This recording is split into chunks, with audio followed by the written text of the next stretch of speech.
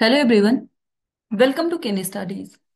आज है 19 मार्च और आज के करंट अफेयर सेशन में हम जिन टॉपिक्स को कवर करेंगे उनमें शामिल हैं वाटर सस्टेनेबिलिटी कॉन्फ्रेंस 2025। देन हम देखेंगे Astra beyond visual range air to air missile के बारे में। इसके साथ ही हम देखेंगे सैफरन हब के बारे में। देन नेशनल स्टैटिस्टिक्स ऑफिस के बारे में देखेंगे कि क्या इसका कार्य होता है और ये कौन कौन से रिपोर्ट्स को जारी करती है। साथ ही हम देखेंगे नॉर्थ सी के बारे में, ये अभी हाल ही में काफी चर्चा में रही है। देन देखेंगे साइबर स्लेवरी, ये जो टर्म है ये अभी काफी न्यूज में रहा है, इस पर चर्चा करेंगे। सो शुरू करते हैं। आज का फर्स्ट क्वेश्चन है,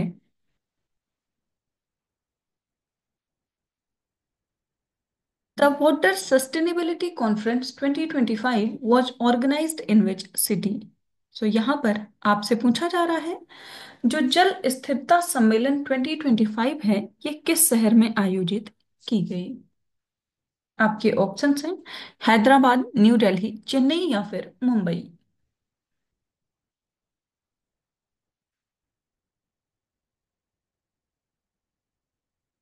और इस क्वेश्चन में आपका करेक्ट ऑप्शन हो जाएगा ऑप्शन बी। सो इसका आयोजन किया गया नई दिल्ली में।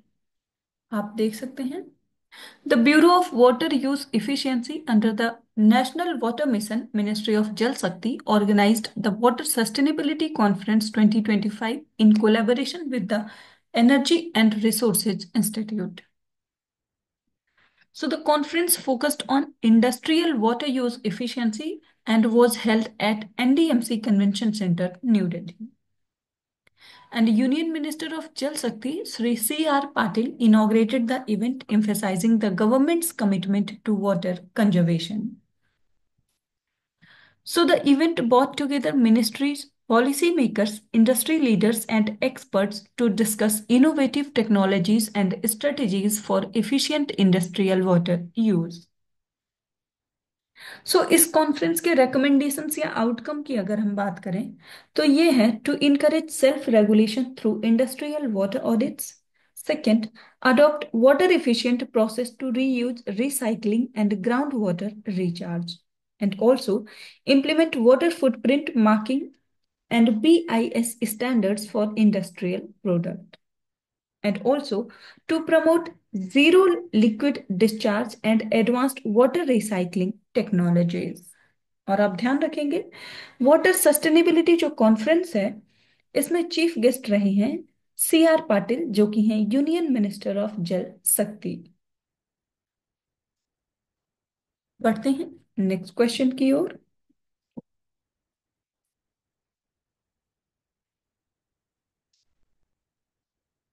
Astra Beyond Visual Range Air to Air Missile is designed and developed by which organization? यहाँ पर आपसे पूछा जा रहा है, जो Astra beyond visual range air to air missile है ये किस संगठन के द्वारा डिजाइन और विकसित की गई है। आपके ऑप्शंस हैं defence research and development organisation, जिसे हम डीआरडीओ कहते हैं, Indian space research organisation ISRO, Bharat dynamics limited या फिर भारत हैवी इलेक्ट्रिकल्स लिमिटेड।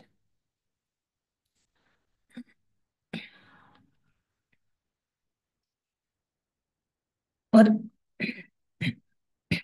इस क्वेश्चन में आपका करेक्ट ऑप्शन हो जाएगा ऑप्शन ए। इसको विकसित किया है डीआरडीओ ने।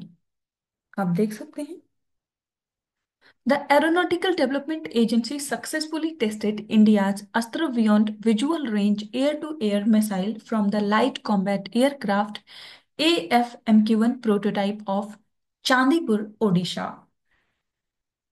The Astra missile made a direct hit on a flying target, proving its accuracy and effectiveness.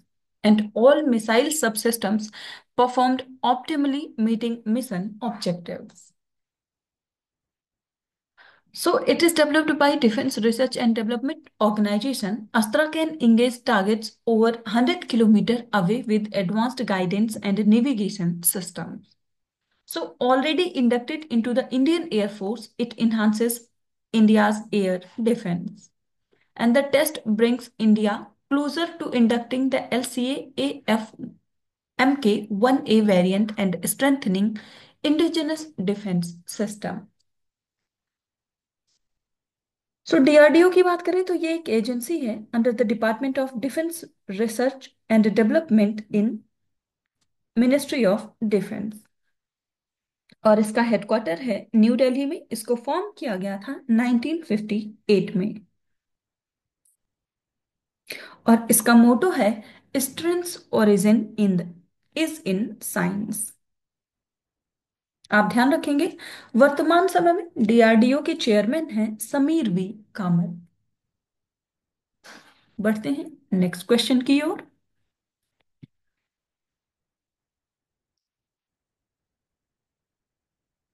Which region is set to become India's next saffron hub after Jammu and Kashmir's Pampore? यहां पर आपसे पूछा जा रहा है, जम्मू और कश्मीर के पैम्पोर के बाद कौन सा क्षेत्र भारत का अगला केसर केंद्र बनने के लिए तैयार है?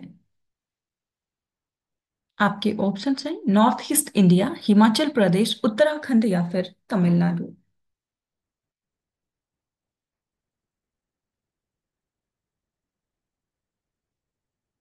और इस क्वेश्चन में आपका करेक्ट ऑप्शन हो जाएगा ऑप्शन ए। सो ये है नॉर्थ ईस्ट इंडिया। आप देख सकते हैं, Jitendra Singh, union minister of state for science and technology, emphasized the Northeast's role in India's vision of Viksit Bharat and its potential as the next saffron hub. So the Mission Saffron Initiative, इसको launch किया गया था 2021 में, has expanded saffron cultivation across Sikkim, Arunachal Pradesh and Meghalaya. So the foundation stone for the new permanent campus of nectar, जिसका full form है north east centre for technology application and reach, was laid in Shillong. So the initiative makes use of uncultivated land, boosting agricultural potential while maintaining existing crops, and aims to establish the Northeast as India's next saffron hub after Jammu and Kashmir's Pampur. So large scale पर ये जो saffron cultivation है ये already हो रहा है अरुणाचल प्रदेश और सिक्किम में, और अब ये प्लान है कि इसको और एक्सटेंड किया जाएगा नागालैंड और मणिपुर में। बढ़ते हैं नेक्स्ट क्वेश्चन की ओर। Consider the following reports published by the National Statistics Office. So यहाँ पर राष्ट्रीय सांख्यिकी कार्यालय कौन कौन से रिपोर्ट्स को प्रकाशित करता है, उससे संबंधित कुछ रिपोर्ट्स के नाम दिए गए हैं, और आपको बताना है कि एनएसएस से संबंधित यहाँ पर कौन कौन सी रिपोर्ट्स हैं। आपके ऑप्शंस हैं index of industrial production, second annual survey of industries, third periodic labour force survey, and fourth consumer confidence survey. आपको बताना है कि इनमें से कौन सी ऐसे रिपोर्ट्स हैं जिनका प्रकाशन एनएसओ के द्वारा किया जाता है।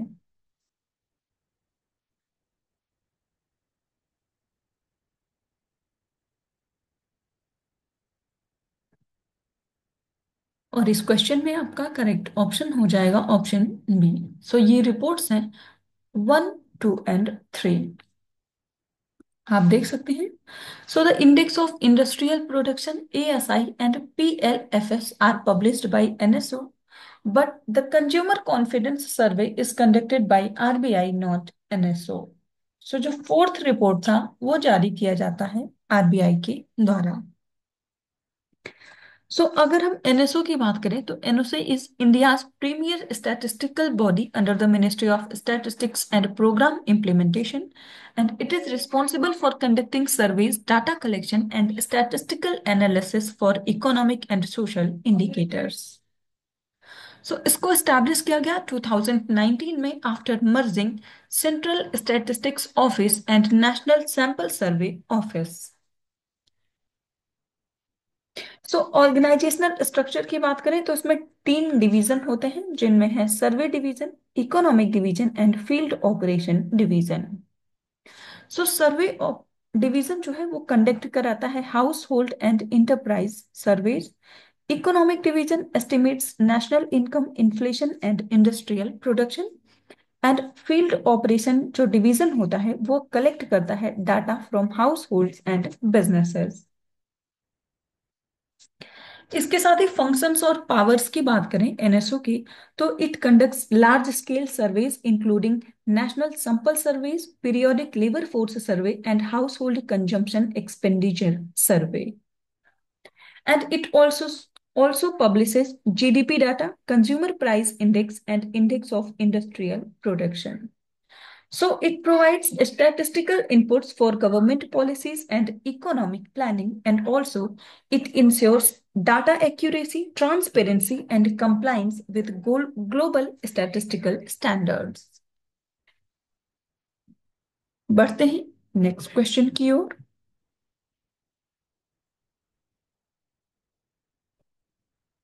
Which of the following is a major environmental challenge affecting the North Sea? सो यहाँ पर आपसे पूछा जा रहा है निम्नलिखित में से कौन सी उत्तरी सागर को प्रभावित करने वाली प्रमुख पर्यावरणीय चुनौती है। आपके ऑप्शंस हैं rising salinity level due to reduced fresh water inflow, second increased frequency of dead zones due to excessive nutrient run off, third formation of underwater volcanoes due to tectonic activity, या फिर expansion of mangrove forest along the coastline. So अभी हाल ही में जो north east है ये काफी चर्चा में रहा है और यहाँ पर आपसे पूछा जा रहा है कि उसके लिए प्रमुख पर्यावरणीय चुनौती कौन सी है। और इस क्वेश्चन में आपका करेक्ट ऑप्शन हो जाएगा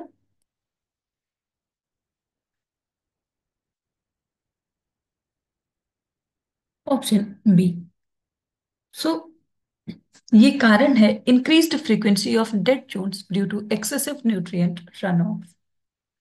आप देख सकते हैं excessive nitrogen and phosphorus from agricultural runoff caused eutrophication, leading to dead zones in the North Sea. And the North Sea does not have significant mangrove forest due to its cold climate. So mangrove forest जो है ये कारण नहीं है, जो कारण है वो है एक्सेसिव रन ऑफ न्यूट्रिएंट्स का। सो नॉर्थ सी की अगर हम बात करें तो it is a marginal sea of the Atlantic Ocean located between Great Britain, Scandinavia, Germany, the Netherlands, Belgium and France. और इसका जो एरिया है वो है अप्रोक्सीमेटली 5,70,000 स्क्वायर किलोमीटर और इसकी एवरेज डेप्थ है 95 metres with the maximum depth of 700 metres in the Norwegian Trench. So water bodies जो इससे कनेक्टेड है उनकी बात करें तो it linked to the Norwegian Sea, English Channel and the Baltic Sea. और सबसे इंपॉर्टेंट ये होता है कि नॉर्थ सी में बहुत सारी रिवर्स हैं जो फ्लो करती हैं। So major rivers flowing into the North Sea are Rhine river जो कि जिस देश से संबंधित है वो है Germany and Netherland, then Elbe river of Germany, Thames river of United Kingdom, Seine river of France, Ems river of Germany and Meuse river of Belgium and Netherland. So ये कुछ मेजर रिवर्स हैं जो कि flow करती हैं north सी में। बढ़ते हैं नेक्स्ट क्वेश्चन की ओर। Which one of the following explains the term cyber slavery. तो यहां पर आपसे पूछा जा रहा है निम्नलिखित में से कौन सा साइबर गुलामी शब्द की व्याख्या करता है। आपके ऑप्शंस हैं a form of digital employment where individuals voluntarily work online for low wages. And second, a form of deceptive online labor under exploitative conditions.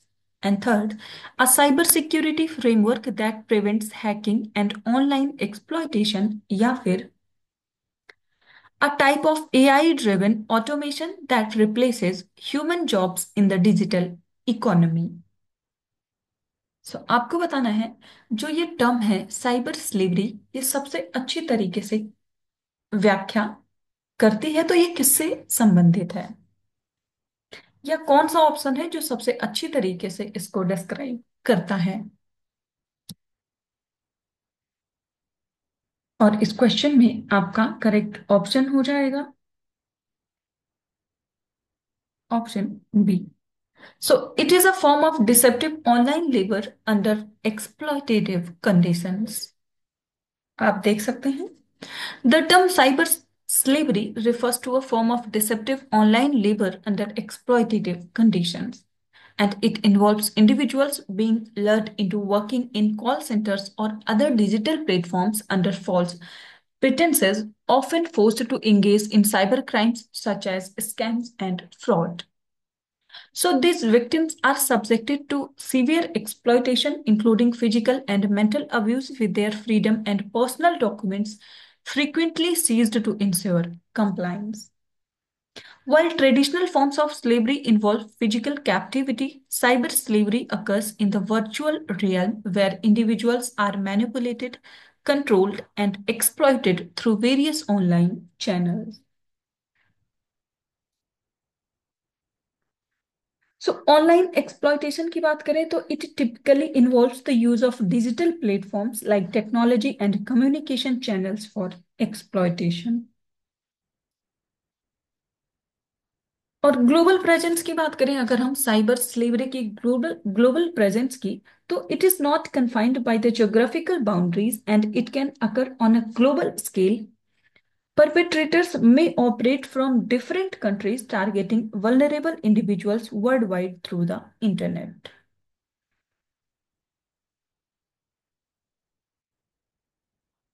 आज के करंट अफेयर सेशन में इतना ही। Thank you for watching. Do like share and subscribe.